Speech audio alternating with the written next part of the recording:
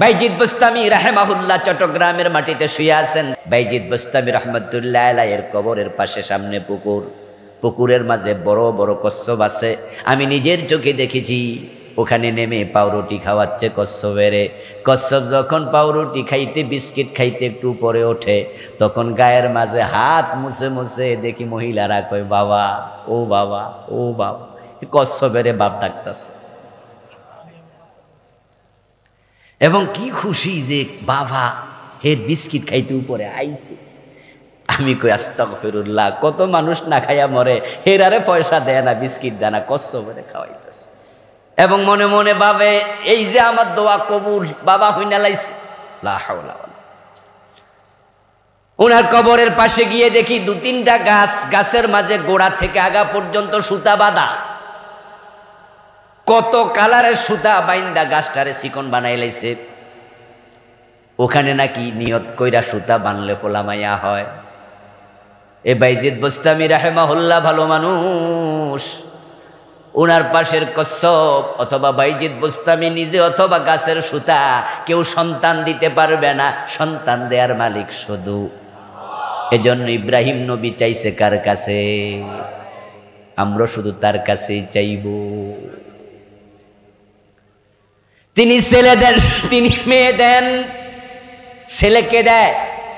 বলেন জোরে, কে দেয়? মেয়ে কে দেয়? মেয়ে কে দেয়? না বউয়ে দেয়? তো বউ যদি মেয়ে না দেয়, বেশি মাইয়া হইলে বউ ফিডান কেন? মেয়ে বেশি হলে বউ তালাক দেয়, বউরে দমক দেয়, বউরে থাপ্পড় কিলো মারে। আর একটা মাইয়া হইলে বাপের বাড়ি পাঠাইয়া দেবো এমন ধমক দেয়। এরকম জালেম স্বামী আছে না নাই? মেয়ে যে হইছে এটা কি বেড়ির দোষ নাকি? যদি আপনি চিন্তা লালন করেন বউয়ের দোষে মেয়ে হয়, আপনার ঈমান শেষ। আল্লাহ বলছে আমি যাকে চাই মেয়ে দেই। ওয়াকাদা রাব্বুকা আল্লা তা'বুদু ইল্লা ইয়া, আল্লাহ ছাড়া কারো ইবাদত করো না। ইবাদতের মাঝে সেরা ইবাদত নামাজ, নামাজের মাঝে সেরা অংশ সিজদা। তাই মুসলমানের মাথা নত হবে শুধু কার কাছে? সিজদার মালিক কে? তো ফিরের পায়ে কেন দিলা? দিলে তোমার ঈমান শেষ। মাজারে কেন মাথা ঠেকাইলা? কত মানুষ এই দেশে মাজারে সেজদা দিয়ে ঈমান শেষ করলো। এজন্য মানুষের মৃত্যুর পর মাজার বানাবেনই না, মাজার বানাবেনই না। তিনি যত বড় হুজুর হোক, কবর পাকাই করবেন না। কবর পাকা করার কোনো নিয়ম ইসলামে নাই। যেখানে একটা মাজার আছে ওই এলাকায় শিরকের বাজার মিলে যায়। সে যত বড় পীর হোক, আস্তে আস্তে মাজার হইয়া শিরিক শুরু। হযরত শাহজালাল রহমতুল্লাহি আলাইহি এই দেশ ইসলাম প্রচারের জন্য ইয়ামান থেকে আসছে। গুরু গোবিন্দের সাথে যুদ্ধ করার জন্য যে তলোয়ার ব্যবহার করেছে, সে তলোয়ারটা এখনো আছে। আর সে শাহজালালের মাজারে মোমবাতির বাজার মিলে গেছে। সেখানে আগরবাতির বাজার, মোমবাতির বাজার। শাহপরান রাহিমাহুল্লাহ ওনার নাকি ভাগিনা, তিনিও 360 অলির একজন, তিনিও ভালো মানুষ ছিলেন। আমার এই দুই চোখ সাক্ষী। আমি শাহপরানের মাজারে নিজে দেখেছি সেজদা দিচ্ছে। হযরত আলী রাদিয়াল্লাহু তাআলা আনহু বলেছেন, যখন মক্কা বিজয় হলো, রাসূলুল্লাহ সাল্লাল্লাহু আলাইহি ওয়াসাল্লাম বললেন, আলী আব্বাসকে সাথে নিয়া, হামজাকে সাথে নিয়া মদিনায় বেরিয়ে যাও, মক্কার চারপাশে চলে যাও। যেখানে উঁচু কবর পাবে সব উঁচু কবর ভেঙ্গে সমান করে দাও।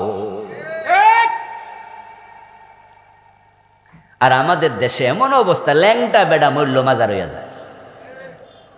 আর বিশেষ করে চট্টগ্রাম আর ব্রাহ্মণবাড়িয়া, এটা তো সেরা জায়গা। আলহামদুলিল্লাহ আমাদের এই গাজীপুর, কাপাসিয়া এগুলোতে শিরিক কম তুলনামূলক।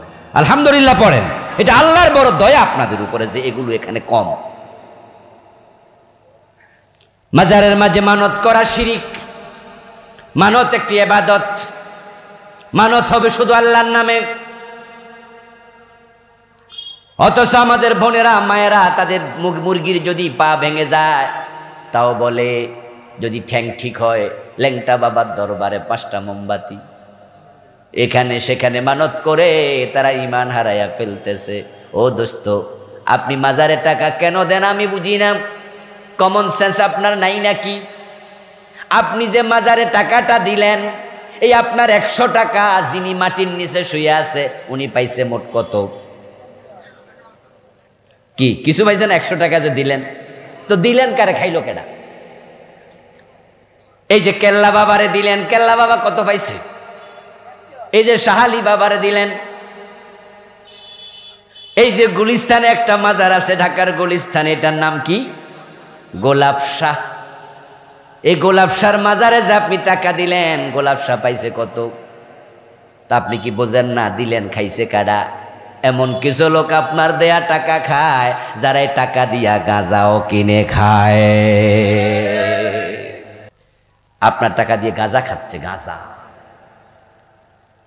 মাওলানা হাবিবুর রহমান যুক্তিবাদী, নাম শুনছেন না? বড় একসময় বক্তা ছিল, মাঠ গরম করা বক্তা। হাবিবুর রহমান যুক্তিবাদীর হুজুরের একটি ওয়াজে শুনলাম, উনি বলতেছে ওনাদের সোনার গা দিয়ে যাচ্ছিল গাড়িতে করে, প্রাইভেট কারে যাচ্ছে কোথাও, দেখলো মাইকের মাঝে এক ব্যক্তি সুন্দর কণ্ঠে বলছে মাজারে দিয়ে যান, মাজারে দিয়ে যান, দিয়ে যান, দিয়ে যান। হুজুর ড্রাইভার রেখো, একটু গাড়ি ডাহের কাছে নিয়ে থামা। তো ড্রাইভারে একবারে গাড়িটা নিয়া যে বেটা টেবিল বিছাইয়া চাইতেছে মাজারের জন্য দিয়ে যান, ফাঁসে থামাইছে। হুজুর বলে আমি গ্লাসটা একটু নামাইয়া মাথা বাইর করে বললাম, এই কি দিতাম, কি দিতাম। হেও শুরু শুরু কয়, আমিও শুরু শুরু কইলাম। হে আমার দেখে সিগন্যাল আইছে, সাইয়া কয় হুজুর আমনে দিল নিতাম না। তো আমি বললাম কিরে বেটা আমার টাকা কি হারাম, নীতি না কেন? বলে হুজুর এ আমনের টাকা নিবো না, কারণ আছে। হুজুর বলছে কি কারণ? আমরা তো এই টাকা ভাগ কইরা খাইয়ালাই, তো পাবলিকেরটা লই খাই, আমনেরটা খাইয়া হজম করতে পারতাম না। হুজুর বলতেছে কেডা খায়? তুই একা খাস? না, আমি শতকরা 30 টাকা খাই আর 70 টাকা হেরা নেয়।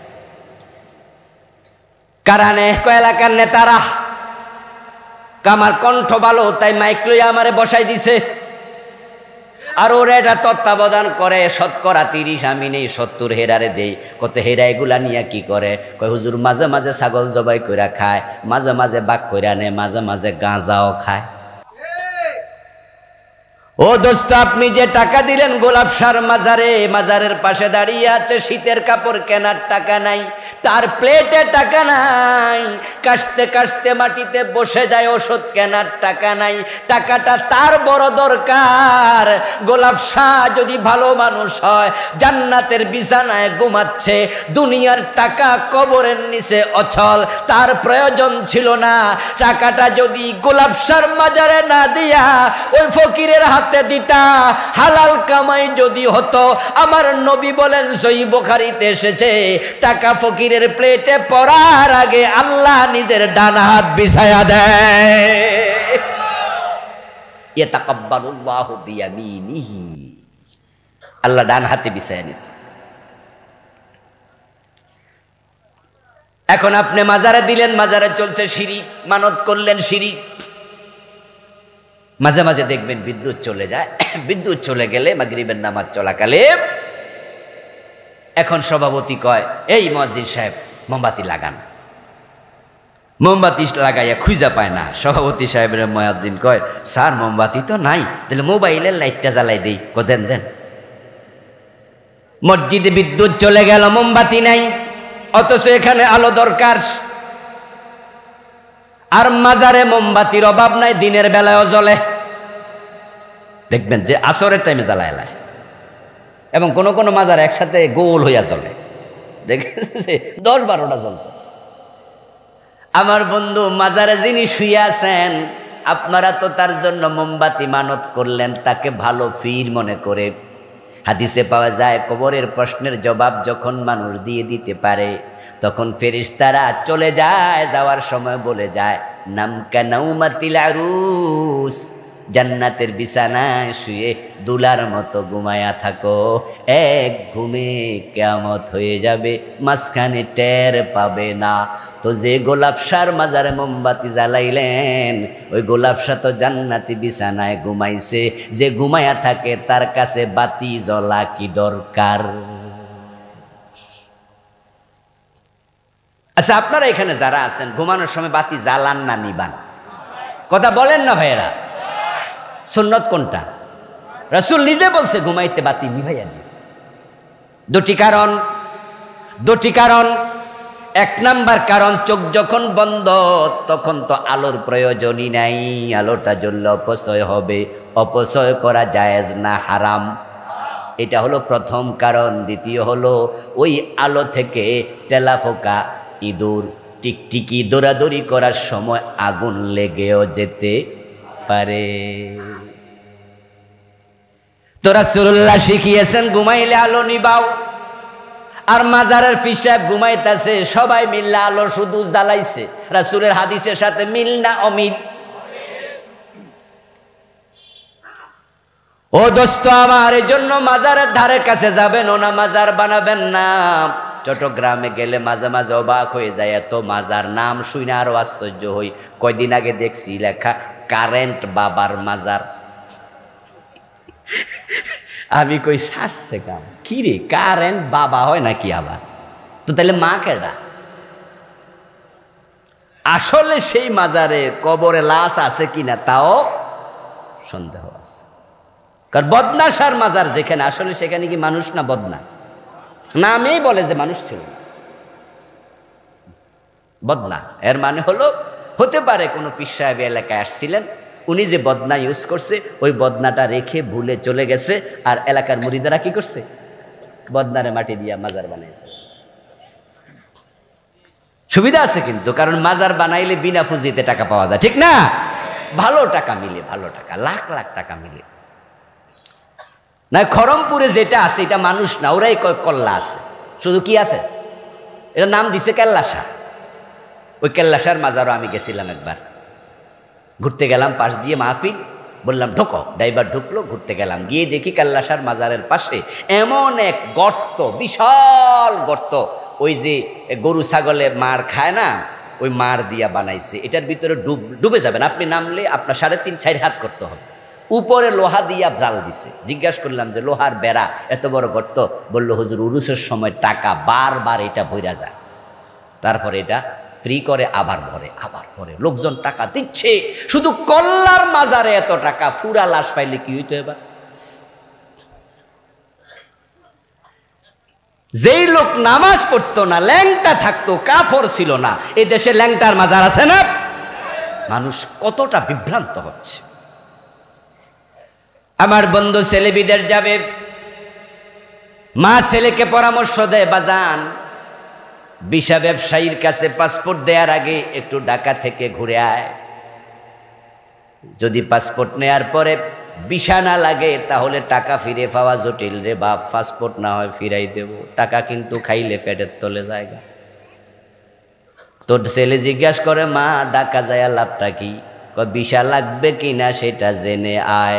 আমি টেলিভিশনে দেখেছি বসুন্ধরা শপিং মলে বাবা লিটন দেয়ান বসে আছে, তিনি অতীত ভবিষ্যৎ ভূতপূর্ব সব কিছু জানে। নাউযুবিল্লাহ। ভবিষ্যৎ জানার জন্য হাতের রেখা দেখায় এমন লোক বাংলাদেশে আছে কিনা? খবর জানার জন্য গণকের কাছে যায়, তুমি মুশরিক, ঈমান তোমার শেষ। কারণ 1 সেকেন্ড পরে কি হবে এই এলেম দুনিয়ার কারো নাই। গায়েবের মালিক কে? মাশাআল্লাহ, আবার বলেন গায়েবের মালিক কে? তো গায়েবের খবর গণক কেমনে জানবে? ওই লিটন দেওয়ান কেমনে জানবে? কিন্তু মানুষ তো যাচ্ছে, টিয়া পাখির কাছে যায়, বান্দরের কাছে যায়, বান্দরেও নাকি জানে আপনার তাকদিরে কি আছে, আপনার তাকদির যে কত অরক্ষিত, যেটা বান্দর পর্যন্ত জানা গেছে। টিয়া পাখির কাছে মানুষ যায়। ইত্তেফাক পত্রিকায় দেখবেন মাঝে মাঝে সপ্তাহে একবার অথবা মাসে একবার রাশিফল প্রকাশ করে। আধা পৃষ্ঠা রাশিফল লেখা আছে, কর্কট রাশি, কুম্ভ রাশি, কন্যা রাশি, তুলা রাশি। এখন তুলা রাশিওয়ালা যারা হেরা মনোযোগ দিয়ে হেডাই পরে আমারটাই আনে আছে। আগামী সপ্তাহ কি হবে তুলা রাশিওয়ালা বোঝে, এখানে সেটা আছে, তাই সে পইরা যদি দেখে যে আগামী সপ্তাহ ভালো যাবে, মনে মনে খুশি, যাক নিশ্চিন্তে এক সপ্তাহ। ও দোস্ত, আপনার রাশিফল যারা লিখলো তারা কেমনে জানে এক সেকেন্ড পরে কি হবে? সেটা তো জানার কথা না, এটা তো আল্লাহর ইলম। কোরআনে আল্লাহ তাআলা স্পষ্ট বলছেন, কুল্লা ইয়ালামু মান ফিস সামাওয়াতি ওয়াল আরদিল গায়বা ইল্লাল্লাহ। ও নবীজি মুহাম্মদ সাল্লাল্লাহু আলাইহি ওয়াসাল্লাম, আপনি বলে দিন আকাশ এবং জমিনে এক আল্লাহ ছাড়া কেউই গায়েব জানে না। তা আপনারা যারা ভবিষ্যতের ইলম জানার জন্য এখানে গেছেন, আপনি আজকে তাওবা করে বাড়ি যাবেন। আপনার ইমান কিন্তু নাই, ইমান চলে গেছে অনেক আগে। কি ভাবছেন? নামাজ যে পড়ি, কালেমা যে পড়ি, আরে ভাই কালেমা পড়লে যদি মোমেন হয় তাহলে কাদিয়ানি কাফের হবে কেন? কাদিয়ানি কি কালেমা পড়ে না? আচ্ছা, কাদিয়ানিদের মসজিদে যে মুয়াজ্জিন আজান দেয়, হে কি বলেন আশহাদু আল্লা ইলাহা ইল্লাল্লাহ বলে না? তো হে কাদিয়ানিকে আমরা মুসলমান কইছি, তে কালেমা তো আজানে কইল। আপনাদের এলাকায় হিন্দু আসেনি? হিন্দু ভদ্রলোকের দোকানে বাংলায় আপনি লিখলেন লা ইলাহা ইল্লাল্লাহু মুহাম্মাদুর রাসূলুল্লাহ, লিখে কাগজটা বইটা আপনি মূর্খ লোকের ভান ধইরা ভদ্রলোক হিন্দু দোকানদারকে বললেন যে দাদা এখানে জানি কি লেখা আছে একটু পড়ে দেনছে, আমি মূর্খ মানুষ বুঝি না। হে বেটা সরল বিশ্বাসে চশমাটা লারা মারা দিয়া ঠিক কইরা এবার সে লা ইলাহা ইল্লাল্লাহু মুহাম্মাদুর রাসূলুল্লাহ ওটুকু পড়ার সাথে সাথে আপনি টান দিয়া নিয়ে আইছেন। এনেই আপনি কন যে আমি কিন্তু আপনারে মুসলমান বানাইতে আইছি, কাম আমি সারছি। তখন সাথে সাথে সে চমকে উঠ বলে রাম রাম রাম। কি কইলেন?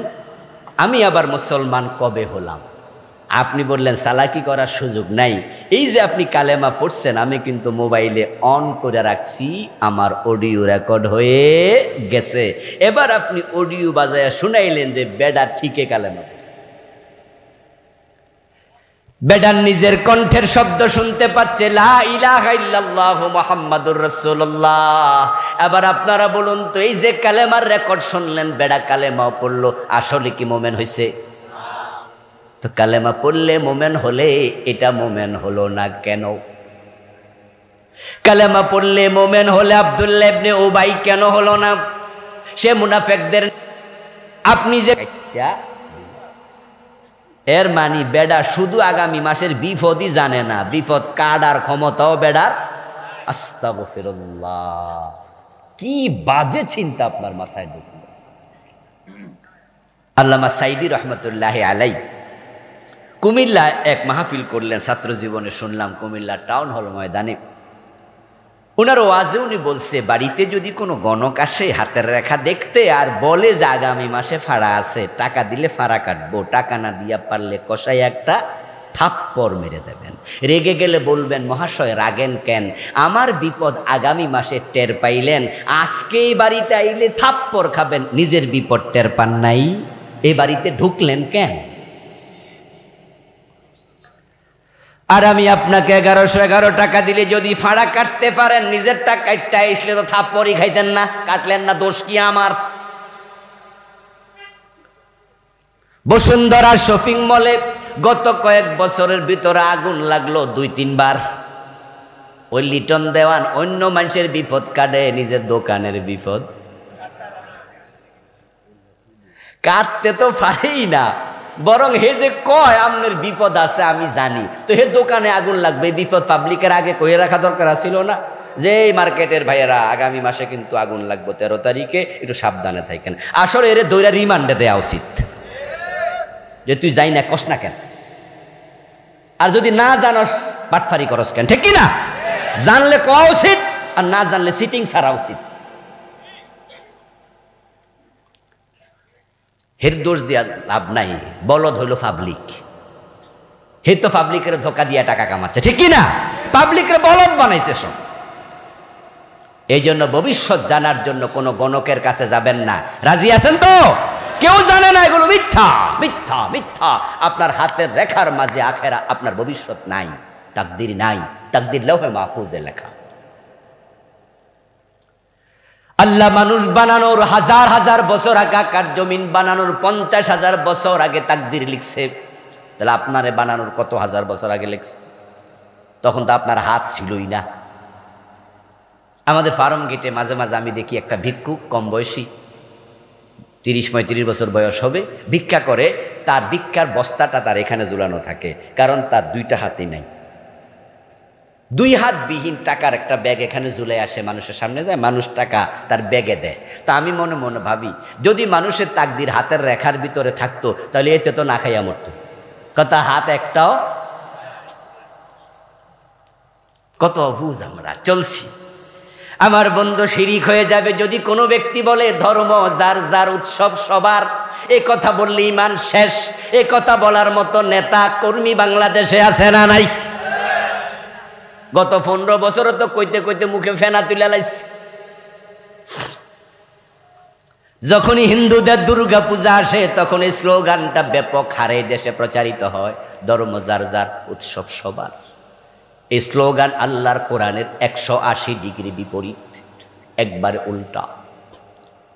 আল্লাহর কোরআনের স্লোগান হলো লাকুম দীনুকুম ওয়ালিয়া দীন, তোমার ধর্ম তোমার, আমার ধর্ম আমার, 2টা এক না, আলাদা। কথা বলেন, কথা বলেন না?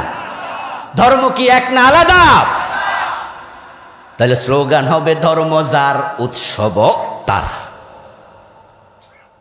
কিন্তু ওরা স্লোগান বানাইছে কত হারামি। এই স্লোগানটা আজ থেকে 20 বছর আগে আমরা জানতাম না, অথচ এটা সিলেবাসের বইতে ঢুকাইছে। ছোট ছোট বাচ্চারা এটা বিশ্বাস করে 1 ক্লাস 2তে ঈমান হারায় ফেলতেছে। এবং এটা এমনভাবে প্রমোট করা হলো, বাংলাদেশের এখন পূজা যখন হয়, হিন্দুদের দুর্গা পূজা, এমন পূজা মণ্ডপও আছে যেখানে হিন্দুর চেয়ে মুসলমানের ছেলে মেয়ের সংখ্যা বেশি। এবং সেজে গুজে যায়, আস্তাগফিরুল্লাহ। অবাক হবে না, আর ইমানের যে কি দশা। জান্নাত তো সবাই স্বপ্ন দেখে, সবাই কয় বেহেশতে যাবে, স্বর্গীয় সত্যেন্দ্র নারায়ণ, ওমিয়া স্বর্গীয় লেখলে স্বর্গ মিলে। হিন্দুদের পূজা যায়, মুসলমানের সন্তান পাঞ্জাবি, নতুন পাঞ্জাবি কিনা যায়। ঈদ করার সময় যেমন আমরা কাপড় চোপড় পরি, আমার এই চোখ দেখেছে, আমাদের আপনার ফার্ম গেটে খামার বাড়ি একটা জায়গা আছে না, খামার বাড়ি আপনারা চিনবেন, অনেকে নাম শুনেছেন। ওখানের পাশে আমার বাসা ছিল, মাদ্রাসাও সেখানে পড়াই 21-22 বছর। ওখানে সংসদ ভবনের মোড়ের পাশে সেখানে একটা টেম্পোরারি মন্দির বসাইছে 3-4 বছর আগে। টেম্পোরারি, 15-20 দিন পরে এটা ভেঙে লাইছে, রাস্তার মোড়ে বসাইছে। বসাইয়া সেখানে দুর্গার মূর্তি দিয়া সেখানে কিছু হিন্দু পূজা করছে। আমি একদিন বিকালবেলা সেখান দিয়ে যাওয়ার সময় দেখি কয়েকশো কলেজ ইউনিভার্সিটিতে পড়ুয়া ছাত্রছাত্রী, মুসলমানের সন্তান, সে যে গুজে কাপড় চোপড় পরে পূজায় অংশগ্রহণ করতেছে। ওই যে তারা বইতে ঢুকাইছে, স্লোগান দিছে ধর্ম যার যার, উৎসব সবার, আসো সবাই মিলে আসো উৎসব করি। এমনে নাচনেওয়ালি আরো দিছে ঢোলে বাড়ি। এমনে মুসলমানের পোলাপানের জ্বালা, ওরা হিন্দুরা পূজা পর্যন্ত ভালো করে করতে পারে না, মূর্তির সামনের বাতাসা টাইনা টাইনা খাইলা। ওরা ভোগ দেয় না, কলা দেয়, বাতাসা দেয়, মুড়ি দেয়, মুসলমানের পোলাপান দেয় চুরি করে করে। ওরা এমনি অস্থির জ্বালা ধরতে। আর উনারা আরো দিছে স্লোগান তোলে। আমার দোস্ত, আমরা যখন কোরবান করি, ঈদুল আজহা এটা আমাদের ঈদ, আমাদের গরু জবাইয়ের অনুষ্ঠান। ধর্ম যার যার, উৎসব যদি সবার হতো, আমাদের গরু জবাইয়ের অনুষ্ঠানে হিন্দুরাও তো সামিল হতো। কিন্তু আপনারা একটু বিবেক খাটায় জবাব দেন তো, আপনার গরু জবাই দেখতে কোনো হিন্দু আসে নাকি? একজন আসে, ধরে আনতে পারবেন না, গলায় গামছা দিল, রাম রাম কইয়া গামছা খুইলা দৌড় মারব। কেন? ওরা বলবে যে তাদের ধর্মে গরু জবাই করা নিষেধ। তারা নিষিদ্ধ কাজ করে না, করতেও যায় না। তাহলে একজন হিন্দু বোঝে তার ধর্মের সম্মান, তার ধর্মের বিধানের প্রতি সে কতটা অনুগত। কিন্তু আপনারা মুসলমানের সন্তান মূর্তি পূজায় যান, আমি জিজ্ঞাসা করি, জবাব দিন, মূর্তি পূজা ইসলামে জায়েজ না হারাম? তাহলে তার ধর্মে নিষেধ গরু জবে সে আসে না, আপনার ধর্মে নিষেধ মূর্তি পূজা, আপনি দেখতে যান কেন? এতে প্রমাণ হলো হিন্দু তার ধর্মের মূল্য বোঝে, আপনার মতো মুসলমান ইসলামের মূল্য বোঝেন নাই। আবার আপনি জান্নাত খুঁজতেছেন, যারা প্রমোট করছে এই চিন্তা, ওরা আবার কয় যে আমরা তো 500-র উপরে মডেল মসজিদ বানাইছি। বুদ্ধি কত! 500-র উপরে মডেল মসজিদ বানাইয়া প্রচার করতেছে আমরা ইসলামের ধারক, আমরা মসজিদ বানাইছি দেখেন। আমি বলি, দোস্ত, তোমাদের চরিত্র দেখে ইবলিস পর্যন্ত হাসে। তোমরা ঠিকই মডেল মসজিদ বানাইছ, আবার মাদ্রাসার বইয়ের ভিতরে তোমরা মন্দির মূর্তির ছবিও ঢুকাইছ। এই 2024 এখন যে চলমান পাঠ্যপুস্তক আছে, এই পাঠ্যপুস্তকে মাদ্রাসার বইয়ের মাঝে মন্দিরের ছবি ঢুকাইছে। 6-7-এর বই বাড়িতে গেলে দেখবেন, মাদ্রাসার বইতে, আলিয়া মাদ্রাসার কথা বলতেছি, মাদ্রাসার বইতে তারা উপরের কভারের মাঝে হাফ প্যান্ট পরা মাইয়ার ছবি ঢুকাই দিছে, দোতরার ছবি, ছেতারার ছবি ঢুকাইছে, হারমোনিয়ামের ছবি।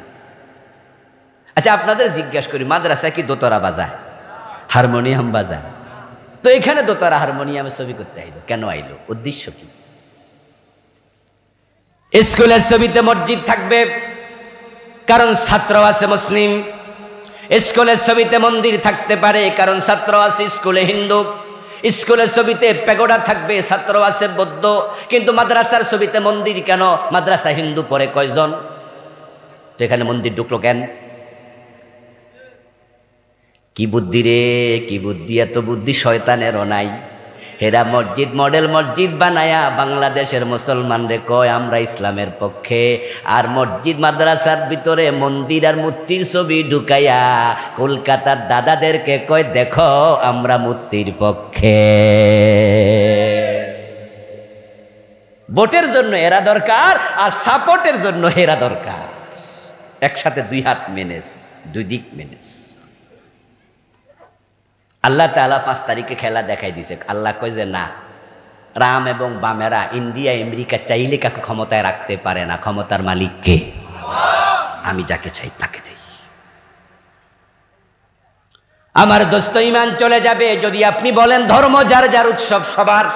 আজকের পর থেকে স্লোগান আর দেয়া যাবে না, রাজি আছেন কিনা? এটা ঈমান বাঁচানো স্লোগান হবে, ধর্ম যার উৎসব তার। হিন্দুদের সাথে আমাদের কোনো ঝগড়া নাই, ফাসাদ নাই, বরং আমরা বলবো হিন্দুরা বাংলাদেশে নিরাপদে তাদের ধর্ম পালন করবে, এই অধিকার তাদেরও আছে। ইসলামে তো বলছে লাকুম দীনুকুম ওয়ালিয়া দীন, তোমাদের ধর্ম তোমাদের, আমাদের ধর্ম আমাদের। আমাদের গরু জবার অনুষ্ঠানে আমরা তাদেরকে ডাকবো না, কারণ তাদের ধর্মে এটা অনুমোদন করে না। সুতরাং তাদের ধর্মীয় অনুষ্ঠানেও আমরা যাব না, আমাদের ধর্মে মূর্তি পূজা অনুমোদন করে না। তাদেরটা তারা করুক। এখন দেখা যায় আমাদের বাংলাদেশে হিন্দুদের দুর্গা পূজার সময়, মূর্তি পূজার সময় কিছু মন্দিরে মুসলমানের সন্তানরা পাহারা দেয়া লাগে। বিভিন্ন মাদ্রাসার হুজুররা এবারও পাহারা দিছে না? আমি বলবো এটা ঠিক নয়। পাহারা দিতে হবে কেন? আমাদের মসজিদ কি পাহারা দেয়া লাগে? মসজিদ যেমন পাহারা দেয়া লাগে না, মন্দিরও পাহারা দেওয়ার পরিবেশ যেন না হয়। এজন্য আমরা ঘোষণা করতে চাই, বাংলার এই ভূখণ্ডে সব ধর্মের মানুষ নিরাপদে তাদের কাজ করবে, ঠিক কি না? এখানে আমরা কেউ কারো সাথে সংঘাত করব না। ইসলাম এটার অনুমতিও নাই। আবেগের ঠেলায় মন্দিরে যে মূর্তি ভাঙা শুরু করলেন, আপনি যে মন্দিরে মূর্তি ভাঙলেন, ইন্ডিয়া তো মুসলমান কম, সেখানে তারা যদি মসজিদ ভাঙে লাগবো নি ফেস? এখন তো মিডিয়ার যুগ, যে কোনো ঘটনা ঘটলে 1 মিনিটে দুনিয়া হয়ে যায়। আপনি যে এখানে মন্দিরে মূর্তি ভাঙলেন, ইন্ডিয়ায় দেখে ওই জালেম হিন্দু যারা আছে খুব পেরাশ্বাস আছে না, কিছু যারা বাবরি মসজিদ ভেঙে ফেলছে, ওরা যদি মসজিদ ভাঙে আপনার দোষ, আপনি কেন এখানে মন্দির ভাঙতে গেলেন? প্যাচ তো আপনি লাগাইছেন। ওয়ালা তাসুবুল্লাযীনা ইয়াদউনা মিন দুনিল্লাহ, কোরআনে আল্লাহ তাআলা বলতেছেন, তারা আল্লাহরে বাদ দিয়ে যার ইবাদত করে, যার পূজা করে, তাদের দেবতাদেরকে তোমরা গালিও দিও না, বাঙ্গা দূরের কথা। ইব্রাহিম আলাইহিস সালাম ভাঙছে, এটা উনার ধর্মে জায়েজ। আদম নবীর ধর্মে ভাই বোনে বিবাহ জায়েজ। কি ভাই বোনে বিবাহ আদম আলাইহিস সালামের সময় ছিল না? এখন আছে নাকি? আল্লাহ বলছে ওয়ালা তাসুব্বু, গালি দিও না, আল্লাযীনা, যাদেরকে ইয়াদউনা, তারা ডাকে, ও লক্ষ্মী ও মূর্তি দেবী, সরস্বতী মা, নাউযুবিল্লাহ, তারা রাখতেছে তুমি সরস্বতীরে গালি দিও না। ফায়াসুব্বুল্লাহ আদওয়ান, তখন তুমি তাদের মন্দিরে দেবীরে গালি দিলে শত্রুতা করে এলেমবিহীন জাহেলগুলো আল্লাহরেও গালি দিতে পারে। তা আপনি বলবেন যে মক্কা বিজয়ের পরে প্রিয় নবীজি যে মক্কার ভিতরের মূর্তিগুলো ভাঙছে, তাহলে সেগুলোর কি হবে? উত্তর হলো হ্যাঁ, যেই এলাকাতে আর কোনো কাফের থাকে না, সবাই মুসলিম হয়ে যায়, ওই মন্দিরে কেউ পূজা করে না, ওই মন্দির যদি আপনাদের অধীনে চলে আসে, তাহলে যেহেতু পূজাকারী নাই, তখন আপনি ভাঙেন, অসুবিধা নাই। কিন্তু যদি পূজাকারী থাকে, ভাঙবেন না। রাসূল তো মক্কা বিজয়ের পরে ভেঙেছে, আগে তো ভাঙে নাই, ঠিক কি না? আচ্ছা, মক্কা বিজয়ের আগের বছর 7ম হিজরিতে প্রিয় নবীকে উমরাতুল কাজা করার জন্য মক্কায় যান নাই। 6ষ্ঠ হিজরিতে গেলেন, হুদায়বিয়ার সন্ধি হলো, তারা মক্কায় ঢুকতে দিল না, ফিরে চলে আসলেন। পরের বছর গেল, প্রিয় নবী সাল্লাল্লাহু আলাইহি সাল্লাম 3 দিন তিনি মক্কায় ছিলেন। 3 দিনে নামাজ কত ওয়াক্ত? বলেন বলেন, কত ওয়াক্ত? 15। এই 15 ওয়াক্ত তিনি কাবার দিকে ফিরে পড়েন নাই, তো কাবার ভিতরে মূর্তি ছিল না? কাবার ভিতরে বাহিরে 360টা মূর্তি ছিল, কিন্তু প্রিয় নবীজি সে মূর্তি ভাঙেন নাই। পরের বছর যখন 8ম হিজরির রমাদানে মক্কা বিজয় হয়ে গেল, এখন আর কোনো কাফের নাই, আল্লাহর ঘর থেকে রাসূল মূর্তি বের করে ফেললেন। তাহলে বাংলাদেশ কি ইসলামী রাষ্ট্র হইয়া গেছে? সব হিন্দু মুসলমান হয়ে গেছে।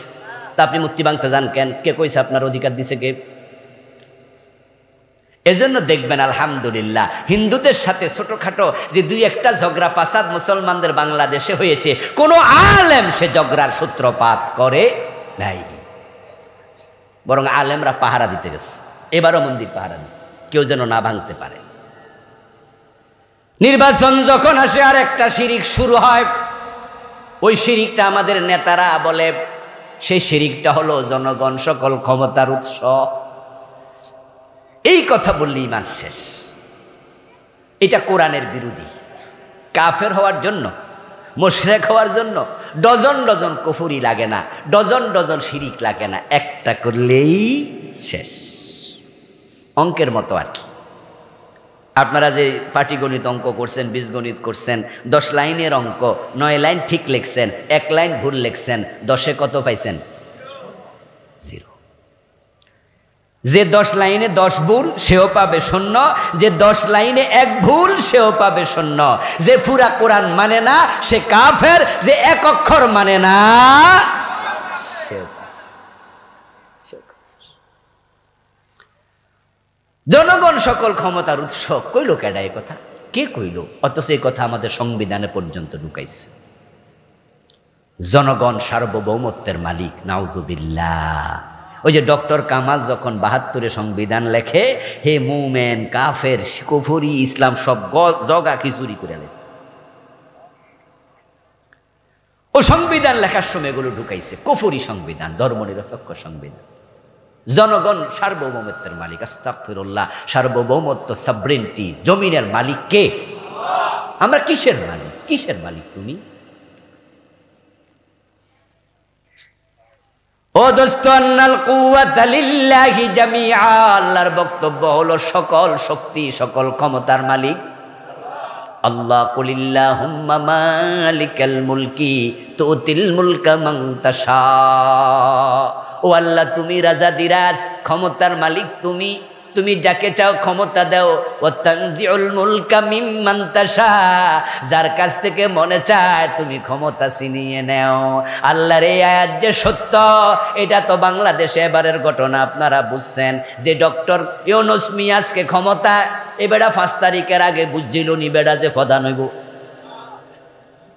বরং আপনারা শিক্ষিত মানুষরা বুঝছেন এর আগে মামলার আসামি আসিল না, বরং 5 তারিখের আগে বেড়া চিন্তা করছে আল্লাহ জানে জেল যে কয় বছর, কারণ বেড়া হাজিরা দিতে দিতে হুঁশ নাই, মামলা করছে এতটি, একটা কোটি কোটি টাকার মামলা, 8 তলা হাজিরা দিতে গেছে, লিফ দিছে বন্ধ করে, হাইটটা উঠছে, বয়স 84। এরপরে গিয়ে লাশে দাঁড়াই রয়েছে, হাকিম বিচার শুরু করে না, খারাই থাও মিয়া। হে ভাবতেছে আল্লাহ জানে কোন দিন থেকে রায় শুরু হয়, কোন দিন 13 শিকের ভিতরে ঢুকায়। আল্লাহ কয় না না, আমি তোমাকে পরো চেয়ারে বসাইতেছি। হে তো ভাবেও নাই। এবার বলুন তো, ক্ষমতা যে আল্লাহ ছিনিয়ে নেয়, যারা ক্ষমতা থেকে সরে গেছে ওরা কি ভাবছিল সরে যাওয়া লাগবে? বরং ভিশন 2041 2041 ঘোষণা করছে। আল্লাহ বলে না, এত সময় দিব না। তাহলে জনগণ ক্ষমতার উৎস হইল কেমনে? ক্ষমতা দেয় কে? বলেন চিৎকার দিয়ে, কে দেয়? ক্ষমতা নেয় কে? এটা ইমান। জনগণের তেল দিয়া ভোট নিও না, ইমান চলে যাবে। এই জন্য এই স্লোগান যারা দিচ্ছেন তাওবা করতেই হবে। প্রিয় ভাইটি শোনেন, আমার ওয়াজ শুনে আপনি 1 পয়সা দাম না দিলেও কোনো অসুবিধা না, আমি কে। কিন্তু কোরআন হাদিস শুনে দাম না দিলে বিপদ আছে না নাই? সাবধান। কিন্তু যার যার কবর তার তার আমল। আমি বলতেছি কোরআনের আয়াত, সমস্ত ক্ষমতার মালিক আল্লাহ, আর আপনি কোন জনগণ। পাইছেনটা কি?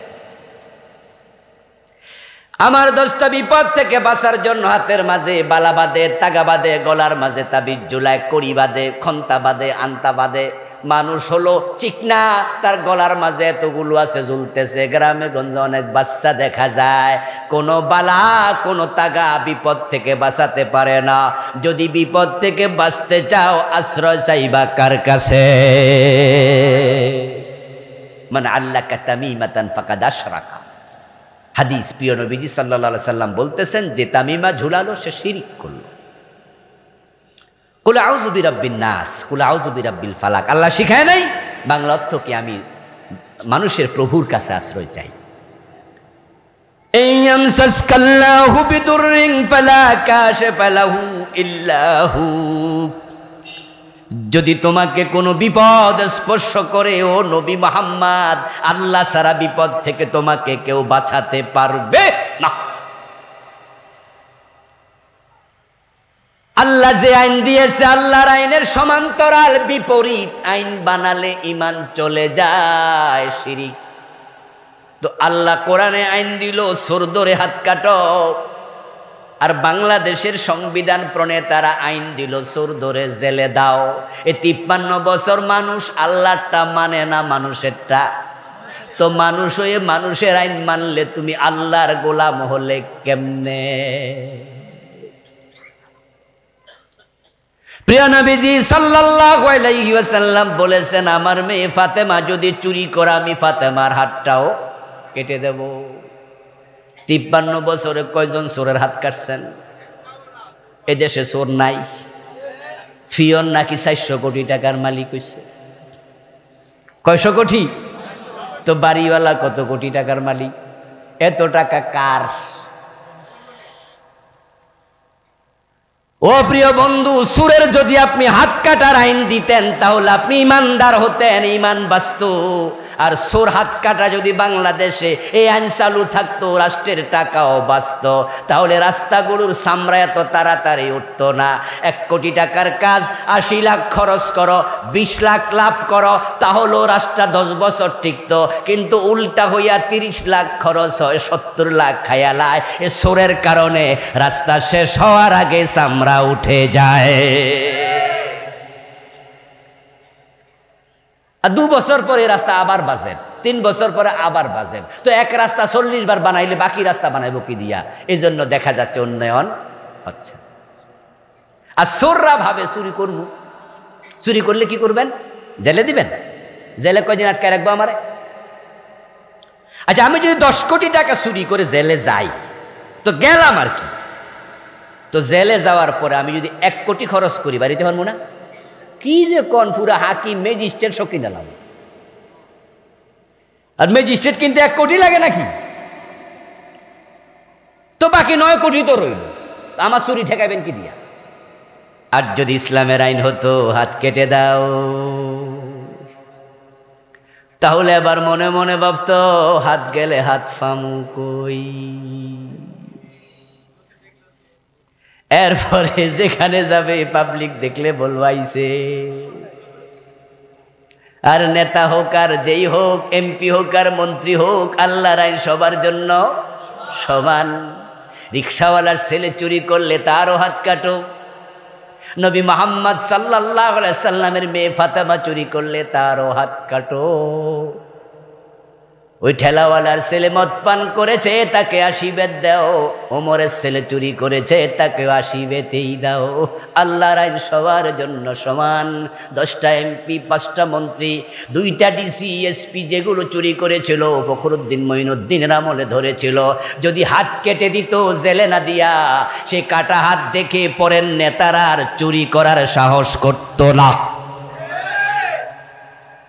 ঠেলার নাম মায়ের উপরে ওষুধ নাই, এটা সেরা ওষুধ। এই জন্য পাগলা গারদে গেলে প্রথমে বাইরাইয়া পাগলের অর্ধেক পাগলামি শেষ করে নেয়। জানেননি আপনারা, পাগলা গারদে প্রথমে পিডুনি মারে, পাগল পর্যন্ত পিডা সোজা হইয়া যায়। 80 বেত লাগানোর আইন এই দেশে কেন যে মদের বিরুদ্ধে হয় না আমি বুঝি না। আপনারা কেন চান না, কেন চুপ থাকেন? আপনারা আল্লাহর আইনের কেন পক্ষে আসেন? এই যে আপনার নেতা মাইক ধরে বলে না মাদকের বিরুদ্ধে 0 টলারেন্স, আমরা মাদকের ব্যাপারে ছাড় দেব না। আমি নেতারে বলি, ওই নেতা তাহলে 80 বেতের আইন চালু করো না কেন? 80 বেতের আইন চালু করে দাও। কিভাবে 80 বেত দেয় সেটা ভিডিও করে টেলিভিশনে প্রচার করো, লাইভ ব্রডকাস্ট করো, ইউটিউবে গুগলে ভিডিও করে ঢুকায়া দাও, পত্রিকার হেডলাইন করে দাও, সব জায়গায় প্রচার করো। 6 মাস চালাও না, দেখবা যে মদখোররা ঠান্ডা পানি খাবে, মদ খাবে না ভয়ে। পিঠে চামড়া তুলে পিঠায় পাগল পর্যন্ত সোজা হয়ে যায়। ওরা খুব চালাক, আপনাদের চোখে ধুলা দেয়। ওরা কি ধুলা দেয়? মাইক হাতে নিয়ে এমনি বলে 0 টলারেন্স, মাদকের বিরুদ্ধে আসি। কিন্তু যে মাদক বাংলাদেশ বিরোধী, মাদক বিরোধী যে অফিসটা বানাইছে, অফিসের নাম দিছে মাদক নিয়ন্ত্রণ অধিদপ্তর। আচ্ছা, নিয়ন্ত্রণ দরকার না নির্মূল দরকার? ভাইয়েরা বলেন, আপনারা কি নিয়ন্ত্রণ চান না নির্মূল চান? ড্রাইভার সাহেব গাড়ি নিয়ন্ত্রণে চালান, এর মানে কি বন্ধ না ধীরে ধীরে? হেরা নামে দিছে নিয়ন্ত্রণ, মানে কিছু কিছু খাও। বুদ্ধি দেখছেন? কারণ নির্মূলের আইন করলে হোটেল শেরাটনে তো আর মদ থাকবে না, হোটেল রেডিসনে থাকবে না। আমার প্রিয় ভাইয়েরা, ওরাই তো আপনারা যেতে পারবেন না শেরাটনে মদ খেতে। আপনাদের গরিব মদখোর যারা আছে এলাকায় মানুষ, ওরা শেরাটনে ঢুকতে পারবে না। ওখানে খায় কারা? এ খায় নেতা ফেতারা, তাদের সাঙ্গপাঙ্গরা, অধিকাংশ সবাই না। ওরা বুদ্ধিমান আছে, নির্মূল করবে না, ওরা কিছু খাও, নিয়ন্ত্রণ করো। এই জন্য আসেন প্রিয় ভাইয়ারা, আল্লাহর আইনের সমান্তরাল আইন বানানো যাবে না, শিরিক হয়ে যাবে। সেজদার মালিক আল্লাহ, আইনের মালিক ওকে। তাই মসজিদে চলবে যার আইন, আদালতে চলবে হুবহু তার আইন। কিছু শিরিক নিয়ে কথা বললাম, এই বিষয়ে আমার লিখা একটি বই আছে, প্রচলিত শিরকতা থেকে বাঁচার উপায়। আমি ওই বইতে বাংলাদেশে চলমান 29টা শিরিক লিখেছি। কুফর নিয়ে বই আলাদা একটি লিখেছি, ওটাতে 56টা কুফর লিখেছি। আমার ড্রাইভারের কাছে আছে, রাস্তায় গাড়িটা আছে, ছোট ছোট বই, কিছু বড় বইও আছে। আমি মোট 8টি লিখেছি, তাত্ত্বিকভাবে দলিল ভিত্তিক। যদি আপনারা নিতে চান, পড়তে চান, তাহলে ইমান, কুফর, শিরিক এগুলো বুঝবেন, মানুষকে জানাবেন, নিজের ইমান হেফাজতে থাকবে, পরিবারের লোকেরা জানবে, আত্মীয় স্বজনকেও জানাবেন। মানুষের জন্য আমরা মানুষের খেদমত করতে চাই, এই জন্য বইগুলো নেবেন, পড়াবেন, পড়বেন। যেই কথাগুলো বললাম আমি, যারা শুনলাম, আমাদের সকলকে আল্লাহ মানার তৌফিক দান করুন, বলি আমিন। হাযা মা ইনদি ওয়াল ইলমু ইনদাল্লাহ আলাইহি তাওয়াক্কালতু ওয়া ইলাইহি উনীব। প্রিয় ভাইয়েরা, মাহফিল কমিটির কিছু কথা আমরা শুনে, সভাপতি সাহেবের বক্তৃতা শুনে তারপরে দোয়া করে বিদায় নিতে চাই।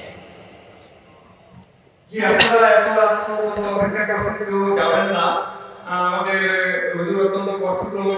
আসছেন, আজকেও প্রোগ্রাম থাকে, কালকেও দুটো প্রোগ্রাম আছে, রাত 9টা থেকে 2টা বেজে যায় ঢাকা, আবার পরের দিন 8টা থেকে